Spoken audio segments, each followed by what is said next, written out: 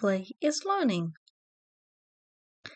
Hi, and welcome to Mom My Hero, the creative and flourishing space for you and your child.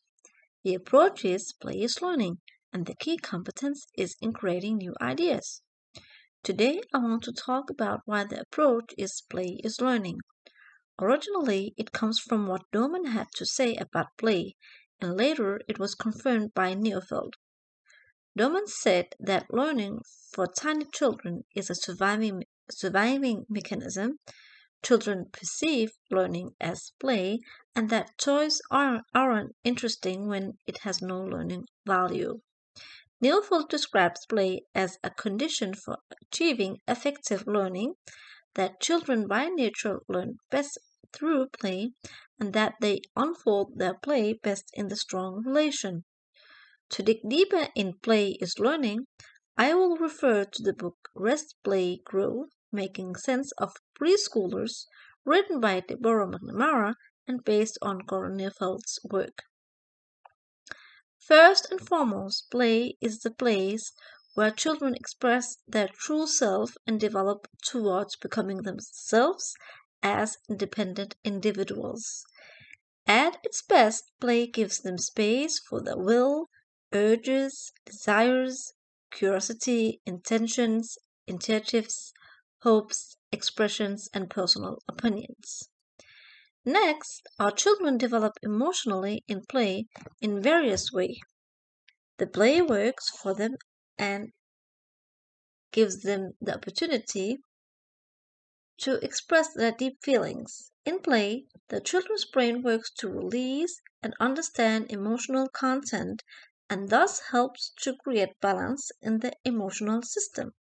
And play helps our children understand their inner world by making it visible to them. Lastly, my favorite explanation, when our children play, their brains shaped through the interactions with the surroundings. When your child play, the motoric, perceptual, cognitive, social, and emotional areas of the brain get connected. The brain operates from the principles of use it or lose it. That is to say, neurons connect together and form strong connections. The complexity of the brain increases especially when the child plays for a long period of time. Dorman add that children's brain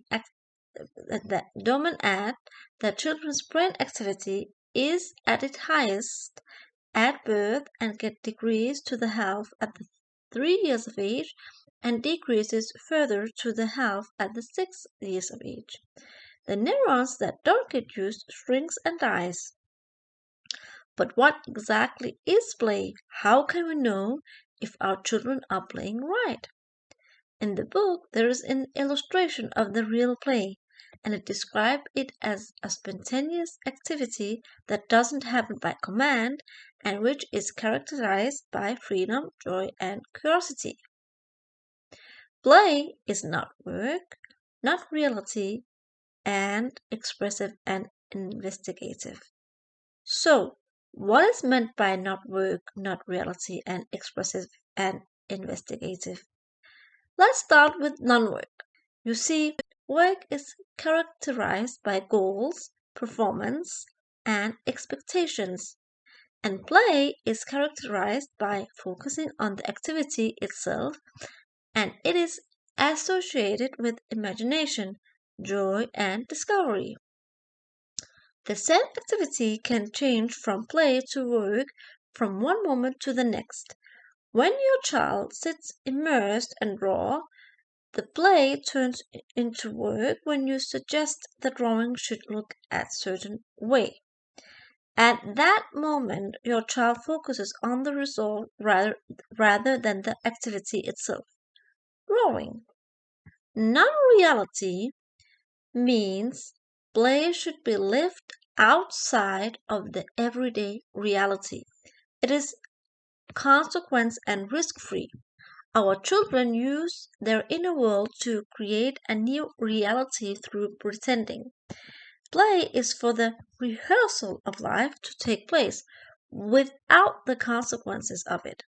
This is where our children can get their feelings with only few consequences. Expressive and investigative is about the child leading the play by actively investigating and discovering. Play involves the discharge of energy from the child.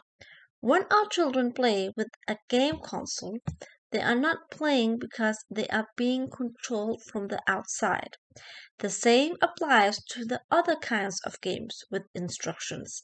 Children need to discover their own imaginations in play rather than being overwhelmed by others. Finally, I will add my own personal experience with play. The children's ability to develop and explore play is also dependent on having the necessary skills that help them on their way. Personally, I believe that it goes hand in hand that children are both observers in other people's play and that they are the creators of their own play. I believe that it is necessary for them that the play is controlled by others because this is where ideas and inspiration take place. And I wonder if there isn't another kind of learning process taking place by being less active and more observant. Thank you for watching. Share all that you can and let us help each other bring out the best in all of the mothers and our children. See you!